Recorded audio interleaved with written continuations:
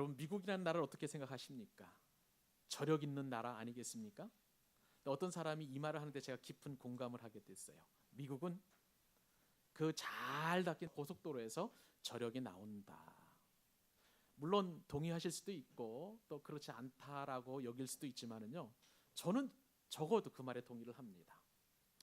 그도 그럴 것이, 영화에서 보면 멋진 큰 트럭이 고속도로를 질주하는 그 모습을 보면은요, 제 온몸에 막 전율이 생기더라고요.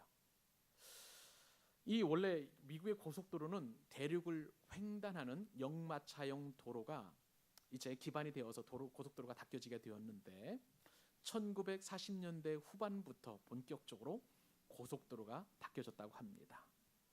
지금은 그 총 연장 길이가 88,601km예요. 엄청나게 큰 도로죠. 이 방대한 면적의 이 미국 국토가 마치 실필줄 같은 그런 어떤 고속도로가 연결됨으로 말미암아서 미국 경제는 활력을 얻고 있는 그런 상황이라고 할 수가 있습니다. 20세기 미국인들은 모진 역경과 고난을 돌파하면서 이처럼 고속도로를 닦는 일에 전심 전력을 기울였습니다. 중국의 지도자들은 여러 가지 이유에서 미국을 좀 부러워하는데, 그 가운데 이 고속도로가 잘 만들어졌다는 것도 중국의 지도자들이 부러워하는 것 가운데 하나라고 합니다. 그래서 지금은요, 중국 지도자들이 중국 모든 영토의 고속도로를 잘 만들고 고속철도를 만들어서 미국 버금가는 그러한 나라가 되도록 그렇게 온 돈을 투자를 하고 심혈을 기울이고 있다고 합니다. 우리나라도 어떻습니까? 우리나라도 고속도로가 잘 닦여져 있죠? 동서남북 사통팔달로 많은 고속도로들이 만들어졌습니다. 고속도로가 만들어질 때 초창기 때 이야기를 제가 잠깐 들은 적이 있습니다. 첫 번째 고속도로가 경인 고속도로죠. 그리고 나서 이제 경부 고속도로가 완공이 되게 되었는데, 1971년도 7월 경에 이 고속도로가 만들어졌다고 합니다. 근데 이 고속도로가 만들어질 당시 어떤 에피소드가 있었냐면은, 그때 당시에 보통 도로들은요, 먼지가 폴폴 나는 그런 신장로 아니었겠습니까? 그런데 이 신장로에 도로가 깔리고 아스팔트가 쫙 깔리다 보니까 사람들이 너무 신기했던 모양이에요. 그래가지고요, 이 고속도로 개통되는 그 전에 아스팔트 위에서 모여가지고 사람들이 많은 이야기를 했다는 거예요. 밤새도록. 야, 이 고속도로를 통해서 이제 차가 많이 다니겠지? 또 차가 많이 다니면 사람들이 왕래하기 좋을 거야. 뭐 그런 어떤 꿈을 이야기했다는 것이죠. 어떤 사람들은요, 이 도로 위에서 아직 차가 안 다닐 때니까 모포를 깔고 잠을 자기도 했답니다. 여튼 이런 해프닝들이 많이 있었다고 해요. 그만큼 고속도로에 대한 어떤 경외감이랄까요? 그런 어떤 이제 좋은 어떤 감정들이 있었던 것 같습니다. 경부고속도로를 만들 때 역사적 사료를 보니까 야당이라든지 여러 기관에서 많은 반대를 했다고 그래요. 그러나 그럼에도 불구하고 대통령이 이 경부고속도로를 완성할 수 있도록 이렇게 이제 강경하게 이렇게 밀어붙인 모양이죠. 그래서 고속도로가 만들어져 있는데, 그 혜택을 지금 우리 후손들이 보고 있다고 생각합니다. 여러분, 도로를 닦는 것, 길을 만드는 것은 쉽지 않은 일입니다. 당장 눈에 보이는 것 그리고 손에 잡히는 것이 없기 때문에 이 도로를 닦는 것은 어떻게 보면 손해 보는 일 같아요. 공장을 짓게 되면은 제품이 곧바로 이렇게 만들어지지 않습니까? 근데 도로를 만들게 되면 그 도로에서 어떤 생산품이 만들어지는 것이 아니기 때문에 그것은 고통스러운 일 같기도 하고 손해 보는 일 같기도 할 것입니다. 그럼에도 불구하고 사람들은 도로를 만들죠. 길을 닦습니다. 왜 그렇습니까? 지금 당장은 이익이 없다 할지라도 우리의 후손들이나 아니면 먼 미래에 더 좋은 일들이 얼마든지 일어날 수 있기 때문에 사람들은 이렇게 길을 닦는 것이죠. 그러므로 길을 닦는 그 국가나 그 사회는 미래가 있는 것입니다.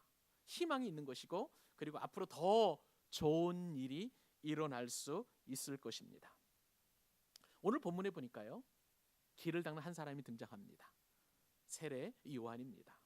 세례 요한은 예수님이 우리에게 오시는 그 길을 준비했고, 또한 사람이 예수님에게로 가는 그 길을 예비한 그러한 사람이었습니다. 그 길로 말미암아 참된 위로를 사람들이 경험하게 되었고요. 또 죄사함을 받게 되었고 구원의 은총을 노래하는 참으로 영적으로 상당히 좋은 일들이 일어나게 되었습니다. 만약에 세례 요한이 예수님에 앞서서 이처럼 길을 닦지 않았다면 예수님께서는 구세주로서의 공생의 사역이 상당히 지장을 받았을 것입니다. 여러분, 오늘 우리는 저와 여러분은 세례 요한의 길 닦는 그 사명이 어떤 사명인지를 상고할 것입니다. 세례 요한처럼 저와 여러분들도 예수님의 길을 닦되 이제 예수님은 오셨고 부활 승천하시고 다시 오실 예수님이 아니겠습니까? 다시 오실 예수님을 위해서 길을 닦는 그런 사명을 확인할 수 있기를 주님의 이름으로 축복합니다. 자, 그렇다면 여러분, 오늘 말씀을 통해서 길 닦는 사역이 얼마나 중요한지, 또 오늘 말씀을 통해서 하나님께서는 우리에게 어떠한 음성을 주시고 어떤 교훈을 주시는지 그 귀한 영적인 자양분을 한번 공급받을 수 있기를 바랍니다. 첫 번째, 오늘 말씀을 통해서 우리가 생각해 봐야 될 그런 교훈은 주의 길을 닦는 사람, 곧 세례 요한은 도대체 어떤 사람인가 하는 점입니다. 여러분, 우리가 성경을 읽다 보면은요, 사복음서에 상당히 비슷한 내용들이 등장하는 것을 볼 수가 있습니다. 사복음서라 하면 신약 성경에 있는 네 가지 복음서인데요, 마태복음, 마가복음, 누가복음, 그리고 요한복음입니다. 이 사복음서에 보면은 마태복음과 마가복음에 등장하지만 그러나 누가복음과 요한복음에는 등장하지 않는 그런 성경 이야기들이 있어요. 어떤 곳에서는 또한 마태복음에는 등장하지 않지만 다른 복음서에는 등장하기도 하고 그런 어떤 성경 이야기들이 많이 있죠. 그런데 이 네 복음서, 사복음서 안에 공통적으로 등장하는 그런 사건들이 있습니다. 예를 들면 오병이어의 사건이에요. 또 예수님의 십자가 죽음과 순환 그리고 부활하신 사건들은 사복음서에 다 공통적으로 등장합니다. 이 사복음서에 등장한다는 것은 그만큼 그 내용이 중요하다라는 뜻을 의미하겠지요. 이 세례 요한 사건, 이 세례 요한 이야기, 예수님께서 공생의 사역을 앞두고 있을 때에 이 세례 요한이 어떠한 일을 하는가는 사복음서에 다 공통적으로 등장하고 있습니다. 여러분, 사복음서에 등장하는 이 말씀은 하나님의 말씀이에요. 그렇다면 이 성경을 기록하게 하신 하나님께서 이 사건, 세례 요한 사건은 굉장히 중요하게 여기신다라고 우리가 생각해 볼 수 있는데요. 왜 그렇다면 하나님께서는 사복음서에 다 이 세례 요한을 등장시킬 정도로 중요하게 여기실까요? 그 말씀이 마태복음 11장 11절에 기록되어 있습니다. 내가 진실로 너에게 말하노니 여자가 낳은 자 중에 세례 요한보다, 누구보다? 세례 요한보다 큰 이가 일어남이 없도다. 여러분, 이 말씀에 보니까요, 하나님께서 세례 요한에게 최고의 명예를 부여하셨습니다. 예수님의 눈에는 한 가지 관점이 있었어요. 알렉산더 대왕이나 혹은 징기스칸이나 나폴레옹과 같이 위대한 정복자를 큰 사람으로 여기지 않으신다는 것이죠. 또 소크라테스나 아리스토텔레스 같은 플라톤 같은 철학자도 큰 사람으로 여기지 않는다는 것입니다. 우리가 너무나 존경하는 세종대왕이나 이순신 장군과도 같은 그런 사람도 우리 하나님의 눈에는, 예수님의 눈에는 큰 사람으로 보이지 않는다고 성경은 말씀해 주고 있습니다. 왜 그럴까요? 오늘 본문에 등장하는 이 세례 요한은요, 옛 언약인 구약과 새 언약인 이 예수님을 연결하는 연결고리이고, 그리고 구약에서 볼 때, 옛 언약에서 볼 때 세례 요한이 가장 큰 사람이기 때문에 주님은 여자에게서 난 그 사람 중에 이 세례 요한보다 큰 사람이 없다라고 그렇게 말씀하시는 것입니다. 이 말씀은요, 또 성경 인물과도 연결됩니다. 유대인들에게 있어서 가장 위대한 사람은 아브라함이에요. 모세입니다. 다윗입니다. 우리가 생각해도 얼마나 멋진 사람들입니까? 그런데 성경 말씀에 따르면 이러한 사람들도 세례 요한보다 결코 큰 사람이 아니다라고 예수님이 분명히 말씀하셨습니다. 여기에는 특별한 이유가 있습니다. 아브라함이라 할지라도, 모세라 할지라도, 다윗이라 할지라도 그 사람이 할 수 없는 일을 세례 요한이 하였던 것이기 때문에 그랬던 것이죠. 세례 요한의 임무가 무엇입니까? 그것은 바로 예수님께서 공생애를 사실 수 있도록 주님께서 이 땅에 오셔서 하신 그 목적, 우리에게 하나님 나라를 전파하고 가르치시고 치유하시고 회복시키실 수 있도록 그 길을 닦았기 때문에 예수님께서는 그 어떠한 사람도 세례 요한보다 큰 사람이 없다라고 그렇게 말씀하신 것입니다. 세례 요한은요, 누가복음에 보니까 태어날 때부터 아주 큰 사람이었어요. 성령이 충만한 사람이었습니다. 세례 요한은 태어날 때 부모와 많은 사람들에게 기쁨이 되었습니다. 세례 요한은요, 또 어머니 뱃속에 있었을 때부터 성령 충만한 사람이에요. 세례 요한의 아버지가 누구입니까?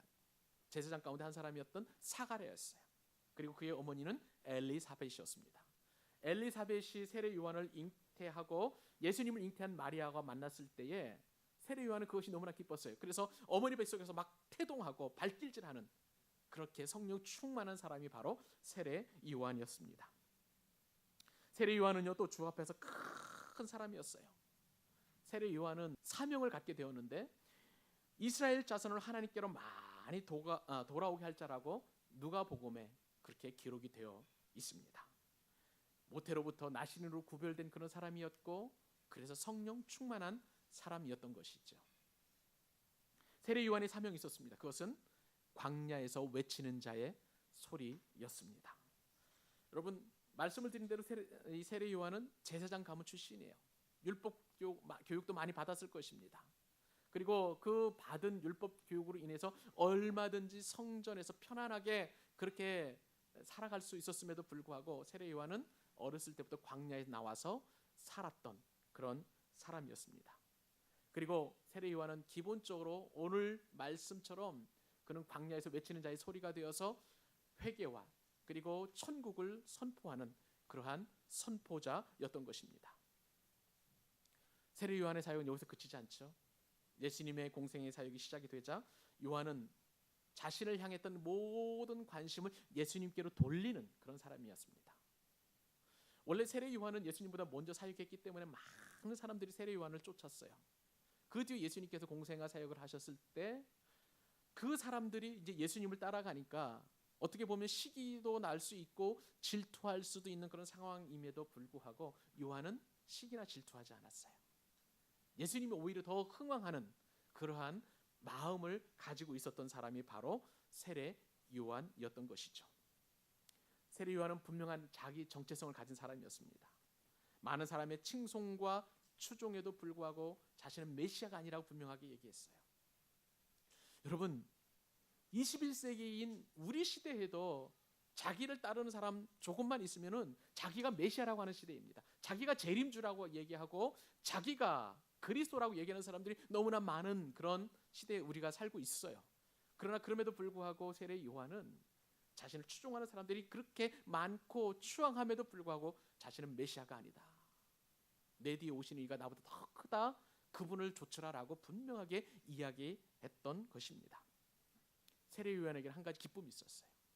내 뒤에 오신 이인 예수 그리스도가 더 잘 되는 것이고 더 많은 영향력을 미치는 것이고 그분이 전파하는 하나님 나라의 복음을 더 많은 사람들이 듣는 것이었습니다. 세례 요한은 이처럼 신앙적으로, 인격적으로, 사역적으로 모든 면에서 하나님께서 인정할 만한 그런 사람이었던 것입니다. 그 사람이 지금 예수님께서 가실 그 길을 닦는 것이죠. 저는 이 자리에 계신 여러분들을 축복하고 싶습니다. 세례 요한과도 같이 예수님을 위하여 길을 닦는 사람이 될 수 있기를 주님의 이름으로 축복합니다. 주님을 위해서 길을 닦는다는 것이 무엇일까요? 오직 예수님만을 높이는 것이에요. 오직 그분만이 영광을 받으시도록 내가 길을 닦는 것임을 여러분 믿으시기 바랍니다. 오늘날 우리의 문제가 무엇입니까? 예수님보다도 내가 더 높아지려는 그 마음이 바로 우리들의 문제인 것이죠. 오늘날 우리의 문제는 예수님보다 내가 더 높임을 받으려고 무던히 애쓰고 수고하고 부질없는 노력을 한다는 것이 큰 문제라고 할 수가 있습니다. 사랑하는 여러분, 우리 예수님은 높임을 받기에 합당하신 분이심을 믿으시기 바랍니다. 누군가는 이렇게 말해요. 예수님이 무엇이 중요하냐고. 돈이 중요하고 명예가 중요하고 내 아름다움이 중요하고 직장에서 내 직급이 더 중요하지 무엇이 중요하냐고, 예수가 뭐가 중요하냐고 이렇게 얘기할 수 있을 수 있습니다. 그러나 여러분, 분명한 게 한 가지 있습니다.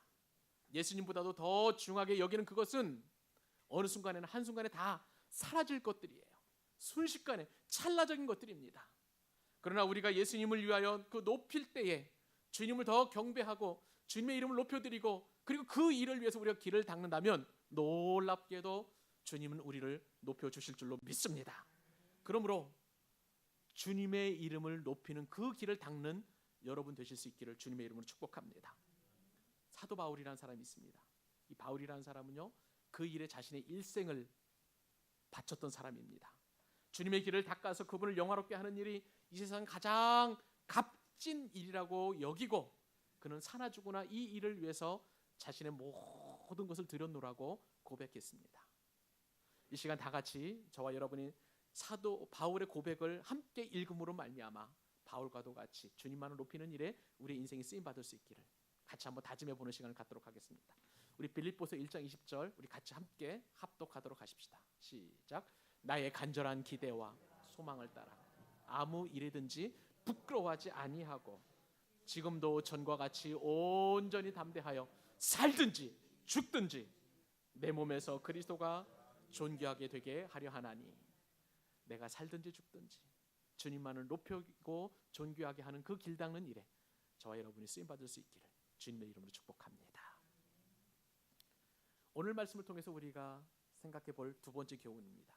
그것은요, 주의 길을 닦는 사람이 무슨 메시지를 전했느냐 하는 것입니다. 그것은 바로 회개하라, 천국이 가까웠느니라 라는 말씀입니다. 여러분, 종종 드라마 사극을 좀 보십니까?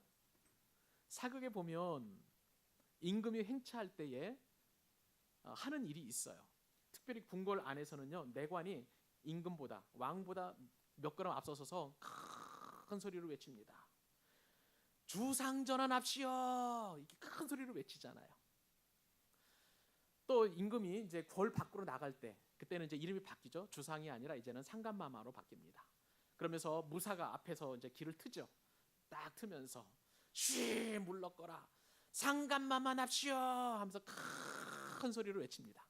그러면은요, 궁궐 안이나 궁궐 밖에 있던 사람들이 가던 길을 멈춰야 합니다. 그리고 그 자리에서 꿇어 엎드리든지 아니면 두 손을 가지런히 모으고 머리를 조아리죠.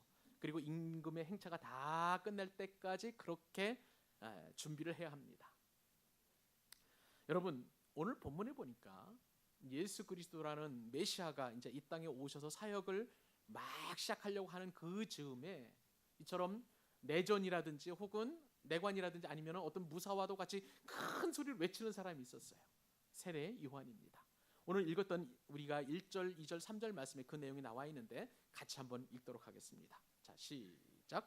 그때에 세례 요한이 이르러 유대 광야에서 전파하여 말하되 회개하라, 천국이 가까웠느니라 하였느니, 이는 선지자 이사야를 통하여 말씀하신 자라 일러스되 광야에 외치는 자의 소리가 있어 이르되 너희는 주의 길을 준비하라, 그가 오실 길을 곧게 하라 하였느니라.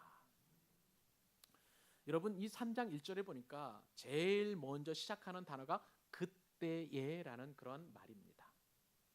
우리가 성경을 읽다 보면은요, 마태복음이 쉬운 성경이니까 그냥 훌쩍 읽다 보면은 2장과 3장 사이에서 그때를 읽다 보면은 조금 오해할 수가 있어요. 이 3장 바로 앞절에 어떤 내용이 나와 있냐면 예수님께서 헤롯 왕의 그 죽이는 그 어떤 살해 위협을 피해서 마리아와 요셉과 함께 예수님이 애굽으로 피신하였다라는 그런 내용이 나옵니다.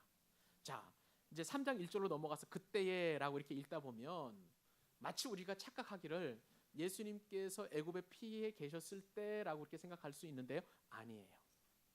마태복음 2장 23절 끝절 23절과 3장 1절 사이에는 시간의 흐름이 있습니다. 대략 30년 정도가 훌쩍 지나가 버린 그 시간이고요. 그때라는 것은 예수님께서 이제 공생의 사역을 시작하실 때에라고 이렇게 해석하시면 틀림이 없습니다. 그때에 세례 요한이 이제 큰 소리로 외친다는 것이죠. 뭐라고 외쳤습니까? 회개하라. 천국이 가까웠느니라. 여기서 세례 요한이라고 할 때에 원래 이제 우리나라 성경에는 이제 짧게 번역이 되어 있습니다만은 원어 성경에 따르면 세례를 베푸는 자 요한 이렇게 원의 의미가 그거입니다. 그러므로 우리는 그냥 세례자 요한이라고 그렇게 생각하시면 되겠고요. 세례자 요한이 유대 광야에서 전파했다고 그랬는데 이 전파하다는 그 단어도 원어 성경에 보면은 설교하다라고 이렇게 보는 것이 더 타당합니다. 그러니까 예수님께서 막 공생의 사역을 시작하실 때에 세례자 요한이 유대 광야에서 설교하였는데 그 설교 내용이 회개하라. 천국이 가까웠느니라 라고 이렇게 성경에 기록되어 있다는 것이죠. 여러분, 이 세례 요한이 살던 곳이 어디입니까? 유대 광야라는 곳입니다. 근데 이 유대 광야는요, 예루살렘 동남쪽에 있고 사해 바다와 그다음에 요단강 남부 지역에 있는 그 광야입니다. 광야라고 해서 이제 사막이 아니고요. 식물이 달아나지 않지만 그러나 돌과 흙이 쌓여져 있는 그런 곳입니다. 유다 광야에 한번 가봤는데요. 너무 더워요. 너무 덥고 생물이 도저히 살 수 없는 그러한 공간이라는 것을 제가 지금 기억하고 있습니다. 근데 공교롭게도 이 세례 요한이 이처럼 설교했던 이곳은 쿰난 공동체가 살던 곳과 너무나 가까웠어요. 그래서 그때 당시에 사람들은 세례 요한을 쿰난 공동체 속에 어떤 한 사람이라고 이렇게 오해하고 있었습니다. 그런데 아니에요. 요한은 쿰난 공동체 요한이 아니었습니다. 쿰난 공동체는 어떤 공동체였느냐? 주전 2세기 어떤 일이 생겼냐면요. 시몬 마케바와 그리고 요나단 마케바라는 사람이 이제 제사장을 찬탈을 하게 됩니다. 그래가지고 자신이 왕조를 세워요. 왕 겸 제사장이 되어서 이제 자신이 제사장도 그다음에 왕 역할을 하는 그러한 아주 이상한 일이 주전 2세기경에 벌어지게 되었습니다. 유대인들은 그것을 또 용납하지 못하잖아요. 제사장은 원래 아론의 후손 아니겠습니까? 그렇기 때문에 이 부분에 대해서 저항하는 사람들이 생겼어요. 네, 그 저항하는 사람들을 시몬 마케비가 굉장히 핍박을 한 것이죠. 그 핍박을 피해서 광야로 도망치게 되었고 은둔 생활을 한 사람들이 바로 이 쿰난 공동체를 형성하게 되었고 그 사람들을 일컬어서 SNF파라고 이렇게 이야기했던 것입니다. 근데 그때 당시에 다른 유대인들이 봤을 때 세례 요한도 그 근처에 살았으니 요한도 SNF파 가운데 한 사람이다라고 이렇게 이야기를 했던 것이죠. 근데 그게 아니었어요. 달랐습니다. 어떤 면에서 달랐느냐? 말씀을 드린 대로 이 SNF파는요. 다른 사람들과 접촉하지 않는 그들만의 은둔 공동체 생활을 했어요. 근데 세례 요한은 그렇지 않았죠. 많은 사람들을 데려다가 설교했습니다. 그러니까 이 SNF파하고 궁극적으로 달라요. 또 SNF파의 사람들은요. 세례를 여러 번 주었어요. 그런데 이 세례 요한은 한 번만 딱 세례를 주었습니다. 그런 면에서 SNF파와 구별되는 그러한 삶을 살았던 것이죠. 그러다 보니까 그러한 세례 요한의 이러한 사역을 바라보면서 또 다른 사람들은 저 세례 요한이야말로 구약 성경에서 예언된 메시아가 오시기 전에 그 앞길을 평탄하게 하는 엘리야가 아닌가라고 이렇게 생각을 했던 사람들이 있었습니다. 그것이 맞았어요. 자, 그 내용이 어디 있냐면요. 구약 성경의 마지막 성경인 말라기에 그렇게 예언이 되어 있었습니다. 말라기 4장 5절과 6절 말씀을 제가 읽어드립니다. 보라, 여호와의 크고 두려운 날이, 이 여호와의 크고 두려운 날은요 메시아가 오시는 때를 말하는 거예요. 예수님께서 이 땅에 오시는 그것을 일컬어서 종말로 보고요. 이제 말라기 선지자는 그 날이 이제 종말로 보고 그 날이 이르기 전에 내가 선지자 엘리야를 너희에게 보내리니. 여러분 잘 아시잖아요. 엘리야는 죽지 않고 하늘로 불러 올라감 받는 능력의 종이었어요. 근데 그때의 엘리야를 다시 너희에게 보내리니 그가 아버지의 마음을 자녀에게로 돌이키게 하고 자녀의 마음을 그들의 아버지에게로 돌이키게 하리라. 돌이키지 아니하면 두렵건대 내가 와서 저주로 그 땅을 칠까 하노라.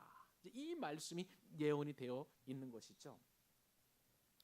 오늘 본문에 보니까 세례 요한이 외쳤던 이 설교 주제, 회개하라 천국이 가까웠느니라 라는 그 말이 바로 이 말씀과 같이 딱 맞는 그런 내용이었다는 것이죠.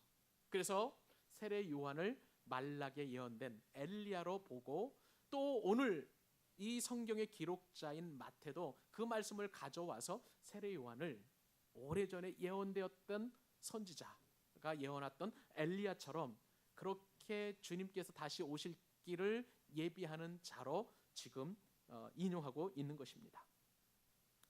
여러분, 세례 요한의 설교가 어떤 내용이었다고요? 회개하라, 천국이 가까웠느니라.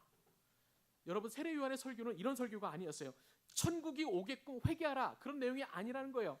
이미 천국이 눈앞에, 코앞에 가까이 다가왔으니 회개하라 라고 강력하게 그렇게 외쳤다는 것입니다. 마태는요, 참 재미있는 사람이에요. 유대인 아니겠습니까? 유대인으로서 하나님이란 말을 이렇게 쓰기가 너무 어려웠던 것 같아요. 그래서 마태복음에 보면은요, 하나님 나라, 킹덤 오브 갓을 얘기하는 것이 아니라 킹덤 오브 헤븐, 그러니까 천국으로 이렇게 번역해서 자꾸 그렇게 쓰고 있는 것을 볼 수 있습니다. 그러니까 엘리야로 이렇게 예언되었던 이 세례 요한이 메시아에 앞서서 회개하라, 천국이 가까웠다라고 그렇게 강력하게 서슴없이 그렇게 선포했다는 것입니다. 여러분, 회개하라는 말이 무엇입니까? 방향 전환이에요. 유턴하는 것입니다. 내가 지금 가는 그 길에서 방향을 완전히 180도로 꺾어서 돌아가는 것, 그것이 바로 회개라고 성경은 말씀해 주고 있습니다. 세례 요한은 천국이 가까웠기 때문에 그 죄의 길에서 돌이켜서 하나님께로 유턴하라고 그때 당시에 그의 설교를 듣는 사람들에게 강력하게 선포했던 것을 볼 수가 있습니다. 사랑하는 여러분, 하나님께서는 왜 방향 전환을 요구하십니까? 하나님께서는 왜 사람들에게 유턴하라고 그렇게 말씀하시고 강력하게 이 세례 요한을 통해서 그렇게 설교하게 하셨습니까? 왜냐하면 악으로부터 돌이키지 않는 자는 이제 하나님의 적이 되기 때문에 그렇습니다. 하나님의 적은 결단코 하나님 나라에 들어갈 수가 없게 됩니다. 그러므로 누구라도 하나님 나라에 들어가기 위해서는 죄에서 정결해야 하고, 그렇기 때문에 사람들은 회개해야 된다는 것을 세례 요한은 그렇게 강력하게 선포했던 것입니다. 이스라엘 백성들이 메시아 대신 예수님의 오실 길을 준비해야 될 것이 있었는데, 그것은 그들 나름대로 개인마다 각자 회개해서 주님께서 오실 그것을 받아들여야만 했던 것입니다. 사랑하는 여러분, 여러분들은 어떻습니까? 예수님을 맞을 준비가 되어 있습니까? 여러분의 죄를 회개하고 하나님께로 돌이킬 수 있는 그러한 준비가 되어 있느냐는 것입니다. 모든 일에서 하나님을 배제하는 것, 그것이 바로 성경은 죄라고 우리에게 이야기합니다. 죄는 우리가 쉽게 생각하는 것, 도둑질하고 거짓말하고 강도하는 것, 그것은 죄의 결과물일 뿐이에요. 성경에서 말하는 근본적인 죄라는 것은 나의 인생에서 하나님을 밀어내는 것입니다. 여러분, 내 인생은 나의 것이죠. 많은 사람들이 그렇게 생각을 합니다. 그렇기 때문에 내 미래도, 그리고 나의 어떤 사업장도, 내 직장도, 내 가정도 항상 모든 일을 내가 주관하려고 하는 그러한 역할들을 하고 있죠. 그것이 바로 성경이 말씀하는 죄라는 거예요. 나의 모든 삶에서 하나님을 배제하고 밀어내는 것, 그 죄에서 지금 하나님께서는 돌이키라라고 분명하게 이야기하고 있습니다. 여러분의 인생 가운데 하나님은 어디쯤 계십니까? 하나님을 배제한 채 내 부모와 내 자식과 내 미래와 내 건강과 내 외모와 내 직장과 내 사업장, 그것을 그렇게 꾸려가려고 하시고 계십니까? 여러분, 오늘 말씀에 따르면 세례 요한은 그 죄에서 회개하고 하나님 나라가 가까웠기 때문에 반드시 돌이키라고 권면하고 있습니다. 이 시간에는 이 자리에 계신 모든 분들을 축복하고 싶습니다. 내 삶의 영역에서 하나님을 배제했다면 하나님을 받아들이고, 그리고 내 삶의 모든 영역에서 하나님을 주인으로 인정하는 참된 회개가 있기를 우리 주님의 이름으로 축복합니다. 마지막으로 오늘 이 말씀을 통해서 주시는 세 번째 교훈입니다. 그것은 주의 길을 닦는 사람의 거주지가 어디냐 하는 것입니다. 세례 요한의 거처는요, 바로 광야였습니다. 히브리 사람들에게는요, 독특한 사고방식이 하나 있었습니다. 어떤 사람이 그 일을 하기 위해서는 그 사람이 그 일에 적합한 사람이냐, 정말 right person이냐 하는 그 점을 늘 검증을 했다는 것이죠. 우리도 마찬가지입니다. 우리가 만약에 이제 의사라고 한번 가정을 해보면 그 의사가 되기 위해서는 의사가 되기 위한 모든 조건들을 충족시켜야 합니다. 의학 공부를 많이 해야 되고요. 그리고 국가가 제시하는 그 의사 자격증 시험에 통과가 되어서 전문의 자격을 취득을 해야 우리의 질병을 고칠 수 있는 의사가 되는 것 아니겠습니까? 뭐 그것은 뭐 변호사나 변리사나 세무사도 마찬가지이죠. 심지어 우리가 운전을 하는데도요, 그냥 운전하지 않잖아요. 국가고시를 통과해야 합니다. 국가에서 치르는 이 운전면허증 시험을 통과해서 면허증을 취득을 해야 우리가 운전을 할 수 있는 것이죠. 오늘 본문에 보니까 마태에게도 그것을 이야기합니다. 마태는 세례 요한을 소개하면서 그가 메시아에 앞서서 그 길을 닦는 사람이라는 그 근거를 제시하는데, 그 근거가 뭐냐면은 선지자의 예언이 요한에게 이루어졌다라는 근거를 제시하고 있습니다. 자, 우리 3절 말씀, 그 말씀인데 같이 한번 읽어보도록 하겠습니다. 시작. 그는 선지자 이사야를 통하여 말씀하신 자라. 일러스되 광야에서 외치는 자의 소리가 있어 이르되 너희는 주의 길을 준비하라. 그가 오실 길을 곧게 하라 하였느니라. 마태는요, 오래전에 기록된 성경 이사야를 인용해서 이제 이 이야기를 하는데, 이사야서 40장 3절 말씀을 가져왔습니다. 이사야서 40장 3절에 어떤 말씀이 기록되어 있느냐? 외치는 자의 소리여 이르되 너희는 광야에서 여호와의 길을 예비하라. 사막에서 우리 하나님의 대로를 평탄하게 하라. 이 이사야서 말씀은요, 일종의 회복의 말씀입니다. 이스라엘 백성들이 이사야 때에 이제 바벨론으로 이렇게 포로로 끌려갔지 않겠습니까? 그런데 이사야 선지자를 통해서 하나님이 예언을 하신 거예요. 하나님께서 바벨론 포로에서 돌아오게 하시는 모든 일을 감당하게 하시는데 모든 장애물들을 다 제거하신다는 것입니다. 모든 걸림돌을 다 제거하고 그렇게 손수 이스라엘 백성들을 다시 고토로 본토로 돌아오게 하시겠다라는 이 예언을 이사야 선지자를 통해서 한 것이죠. 그런데 오늘 이 세례 요한은요, 그 말씀을 가져와서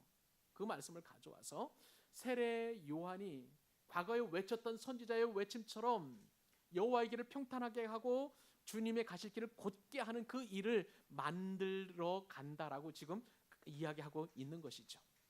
하나님의 예언이 세례 요한을 통해서 이루어진다는 것을 마태는 지금 이야기하고 있는 것입니다. 대로를 평탄하게 하고 주의 오실 길을 곧게 하는 그것은 뭐냐면은 사람들의 마음을 회개시키는 거예요. 그래서 메시아가 오셔서 얼마든지 천국 복음을 받아들일 수 있도록 그렇게 평토 작업을 하는 그 일을 한다는 것을 성경은 이야기하고 있습니다. 근데 여러분, 우리 한번 한 가지 이상한 점을 한번 해결해 보고 이 말씀을 듣기를 나누십시다. 여러분, 지금 세례 요한이 설교하는 곳이 어디입니까? 광야예요, 광야. 여러분, 설교는 어디에서 하는 겁니까? 사람이 많은 곳에서 하야 되는 것입니까? 아니면 사람이 아무도 없는 광야에서 하는 것입니까?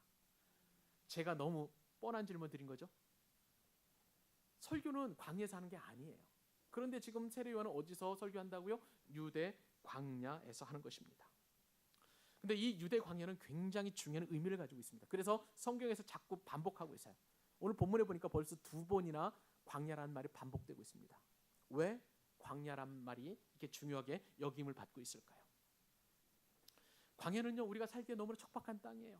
메마르고 황폐하고 아무런 생명이 살 수 없고 뱀이나 전갈이 사람의 생명을 호시탐탐 노리고 있는 곳입니다.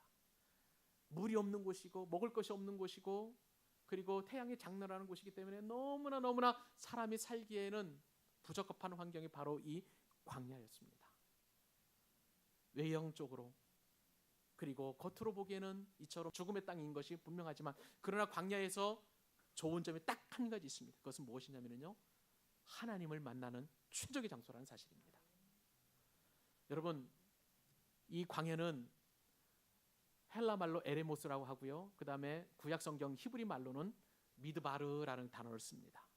미드바르라는 단어가 원래 다바르라는 말씀에서 이렇게 유추가 되어서 명사화되었어요. 다바르가 무슨 말씀입니까? 말씀이에요. 하나님의 말씀. 말하다 할 때 그 다바르라는 동사를 쓰고 있습니다. 미하면은 이렇게 전치사예요. 어디로 붙어라는 뜻이에요. 미드바르 하면은 말씀으로 붙어라는 뜻을 가지고 있어요. 이게 바로 광야라는 것입니다. 광야는요, 다른 것은 다 없어도 하나님의 말씀이 있는 곳입니다. 하나님께서 계시는 곳입니다. 여러분, 우리는요 광야에서 하나님을 만날 수가 있는 것이에요. 광야라는 것은 사람의 인적이 없는 곳이라고 말씀을 드렸습니다. 여러분 인생을 사시다 보면 광야를 경험할 때가 너무나 많이 있어요. 우리는 광야를 살다 보면은 정말 다른 사람들은 다 앞서가는데 나만 뒤처지게 느껴지는 그런 어떤 광야 시대가 내 가운데 느껴질 때가 있어요. 안 그렇습니까?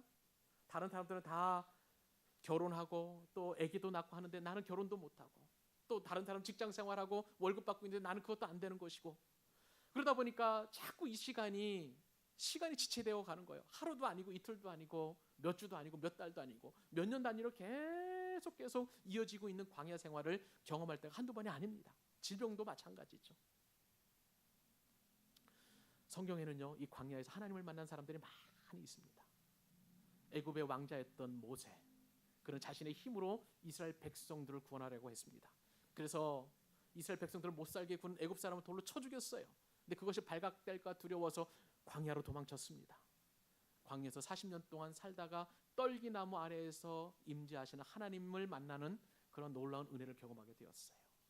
이스라엘 백성도 마찬가지죠. 고통의 땅, 그리고 고역의 땅, 이 애굽에서 살다가 모세를 통해서 출애굽을 하게 되었고 그들은 광야에서 40년 동안 살게 되었습니다. 그 광야에서 그들은 하나님을 경험하게 되었어요. 구름 기둥으로 불 기둥으로 인도하신 그 하나님, 하늘의 만나를 통해서 먹을 것을 공급해 주신 하나님, 메추라기를 공급해 주시고 광야에 반석을 쳐서 물을 내게 해 주신 그 하나님을 경험하게 되었던 것입니다.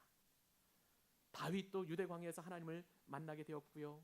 또 성경의 수많은 사람들은 이처럼 하나님을 광야에서 만나게 되었어요. 엘리야도 마찬가지죠. 사랑하는 여러분, 광야는요 하나님의 임재와 하나님의 능력과 그리고 개인적으로 하나님을 만나는 최적의 장소임을 믿으시기 바랍니다. 다른 사람들은 다 앞서가는 것 같지만 그러나 우리는 이 광야의 시간이 하나님과 교제할 수 있는 최고의 시간이에요. 사랑하는 여러분, 이 시간에 혹시 광야를 경험하고 계십니까?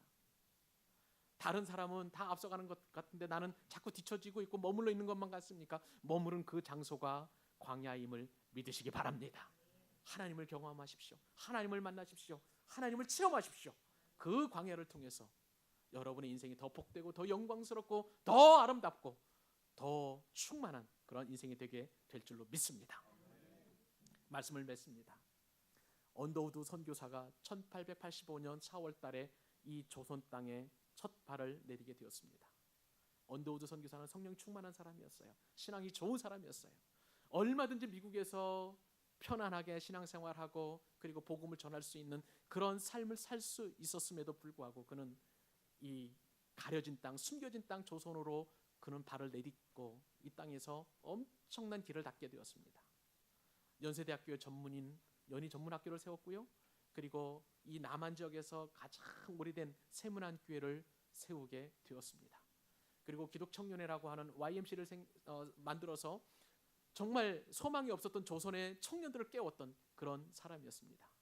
그가 그 길을 닦아놨을 때에 대한민국에서는 엄청난 그가 닦아놓은 그 길을 통해서 엄청난 영적 부흥을 경험하게 되었고 대한민국의 근대화에 엄청난 노력을 하던 것을 보게 되었습니다. 사랑하는 여러분, 길을 닦는다는 것은 어떤 일입니까? 내가 주인된 나의 삶의 주인에서부터 내려와서 예수님이 나의 주인으로 인정되는 그러한 삶을 사는 것입니다. 예수님이야말로 우리의 참된 길입니다. 주님께서는 요한복음 14장 6절 말씀을 통해서 내가 곧 길이요 진리요 생명이니 나로 말미암지 않고는 아버지께로 올 자가 없느니라. 예수님만이 하나님께 이르는 유일한 길이라는 거예요. A way, 여러 길 가운데 하나의 길이 아니라 The way, 그 유일한 길임을 주님께서 분명하게 말씀하여 주셨습니다. 하나님께 이르는 그 길인 주님에 앞서서 길을 닦아갈 때에 주님께서는 저와 여러분을 통해서 놀라운 일을 행하여 주실 줄로 믿습니다. 주님이 앞서서 그 길을 닦아감으로 말미암아 내가 닦은 그 길을 통해서 또 다른 사람들이 은혜 받고 주님 앞으로 나아가는 일에 저와 여러분의 인생이 쓰임 받기를 우리 주님의 이름으로 축복합니다.